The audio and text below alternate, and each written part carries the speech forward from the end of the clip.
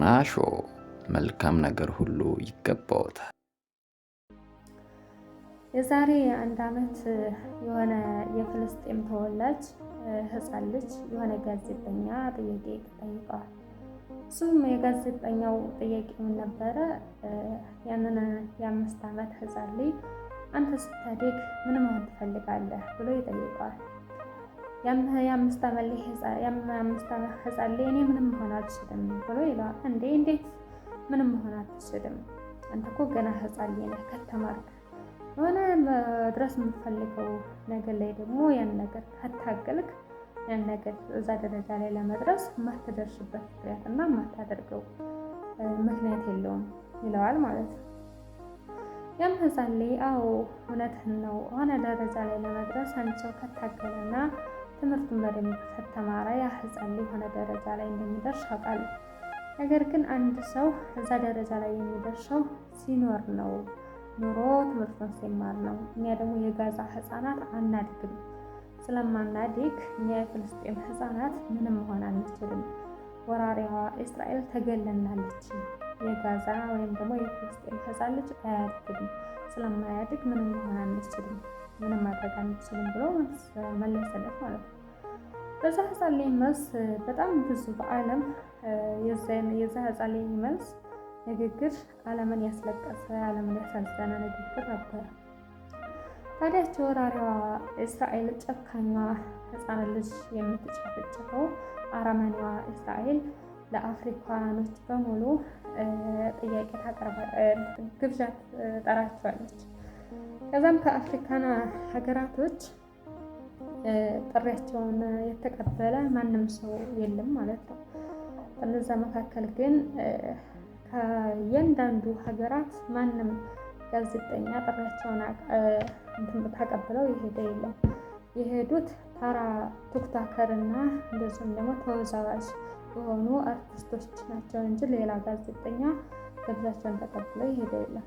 ነገር ግን የኛ የኢትዮጵያኖች ጋዜጠኞች ከኢትዮጵያ አንድ ጋዜጠኛ ወይም ደግሞ 2 ጋዜጠኛ አይደለም ግብዣውን ተቀብለው የሄደው ከ10 ሜዳ 20 ጋዜጠኛ ነበር ሄደው። ከሌላው ሀገር እኮ አንድም ጋዜጠኛ ግብዣውን ተቀብሎ የሄደ የለም። ለምን? ስራቸውን የጋዛ የእስራኤሎችን ስራ ስለሚጸየፉ ስለሚወግዙ፣ እንደገና ደግሞ ሙያቸውም ስለማይፈቅድላቸው። ምክንያቱም ጋዜጠኛ ማለት እጅግ የተከበረ ሙያ ስለሆነ ጋዜጠኛ ማለት ሀቅን አጣርተው ተከላፍለው ሀቅን ለህዝብ የሚያደርሱና ለህዝብ የሚኖሩ ናቸው። የኛ የኢትዮጵያኖች ጋዜጠኛ ማለት እነዚህ እስራኤል ላይ ብቻቸውን ተቀብለው የሄዱት ደግሞ ሙያቸውን የሚያከብሩ ሳይሆኑ ለሆዳቸው አደር ካርሻቸው ተሞላ ገንዘብ ከተከፈላቸው ምንም ነገር ማድረግ የሚችሉና ምንም ነገር ማድረግ የሚፈልጉ ናቸው እንጂ ለሙያቸው በፍጹም ክብር የላቸው። ለሙያቸው ክብር ቢኖራቸው የነዛ ህፃን ልጅ ደም፣ የነዛ ህፃን ልጅ ጩኸት፣ የነዛ ህፃን ልጅ ራብ፣ የነዛ ህፃን ልጅ በተኙበት መጨፍጨፍ ያ ህሊናቸው ወቅሷቸው በፍጹም እንደሌላ ሀገር ሄድም ነበር። ነገር ግን እነዚህ ጋዜጠኝነትን አይወክሉም፣ እውነት ለመናገር ማለት ነው። ስራቸው እጅግ በጣም ያሳፍራል፣ እጅግ በጣም ያሳዝናል። ታሪክ መቼም በታሪክ አይረሳም።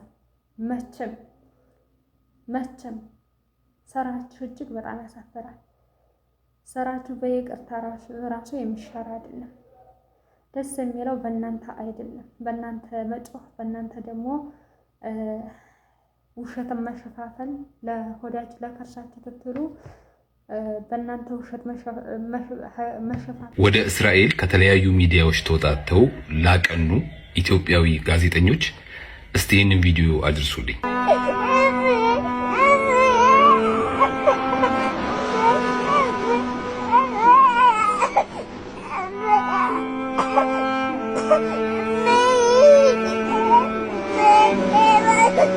ስለ እነዚህ ህፃናት ምን ያህል ታውቃላችሁ? ማለትም እስራኤል ጋዛ ላይ ባደረገችው ጥቃት ያለ ኃጢአታቸው ያለ በደላቸው በምትመለከቱት መንገድ ስለተጨፈጨፉ መከራቸውን ስላዩ ህፃናት ምን ያህል ታውቃላችሁ? እንደ ሰውነታችሁ ለነዚህ ልጆች አዝናችኋል? አዎ ከሆነ መልሳችሁ ይህንን ሁሉ ስቃይና መከራ እነዚህ ህፃናት ላይ ስታወርድ የነበረችው እስራኤል ያቀረበችላችሁን ግብዣ እንዴት ልትቀበሉ ቻላችሁ?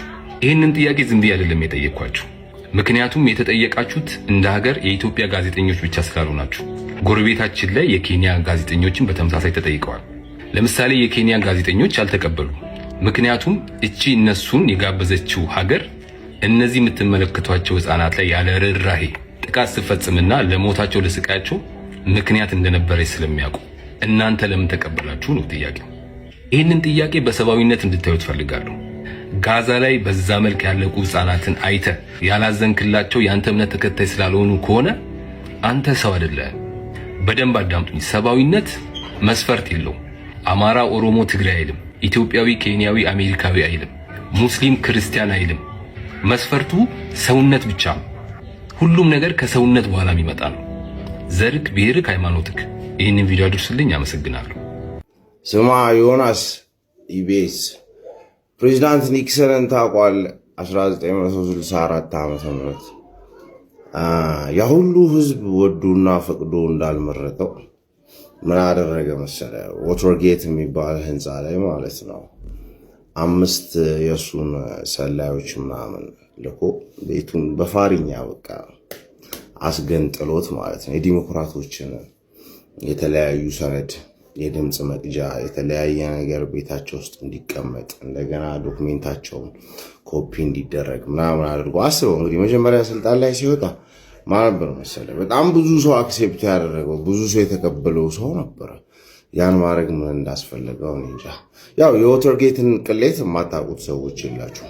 ያንን የሚያክል ቅሌት የአሜሪካንን ፕሬዝደንት የሚያህል ሰውዬ ከስልጣን ያወረዱት እንደዛ እያለቀሰ ከፓርላማ የወጣው የካሴቶችን ቅጂ አንጣ ሲባል አላመጣም ሲል የነበረው ሰውዬ በህዝብ ጫና እንዲያመጣ የተደረገው ከስልጣኑም እንዲባረር የተደረገው በጋዜጠኞች የስለላ በጋዜጠኞች የምርመራ ጥበብ ነው። ትልቅ ጥበብ ነው ጋዜጠኝነት። ለህዝብ ያደላል። ፈልጌ ነው ለህዝብ ያደላል። ሆድን ምናምን ነገር አይልም ጋዜጠኛ። በየጦርነቱ በየምኑ ይሞታል ጋዜጠኛ። ገባ? ይሄ ለሌ የፈለኩት የኒክሰንን ታሪክ እርግጠኛ ነኝ አታውቀውም። አንተ ምን ያደርግልሃል? ዝም ብለህ የሆነች መነሳነስህን አደረግክ፣ ከኮሌጅ ወጣ፣ በቃ ኢቢኤስ ገባ፣ ህሊናህን ትሸጣለህ አላችሁ። ሌሎቻችሁም ማለት የአንተ አይነት መሰል ሰዎች አሉ። ምን አለ መሰለህ፣ ዓለም እንደ ዓለም ከሰብአዊነት አንግል ነው፣ ከሃይማኖት አንግል አይደለም። ከሰብአዊነት አንግል ዓለም እንደ ዓለም አንድ የተቃወመውን የ40,000 ህፃናት ሞትን እሱን ሰም ለማደስ አውሮፓና አሜሪካ ውስጥ አልቻለችም። ያቺ ሀገር አፍሪካ ውስጥ መጣች። አፍሪካ ውስጥም ብዙ ሀገራት ፈቃደኞች አሉ።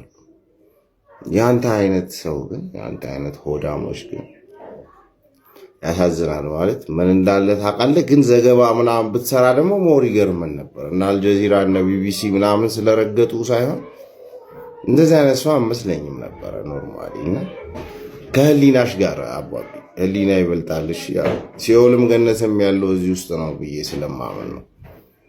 መልካም ከሰዓት ይሆናላችሁ ጋይስ።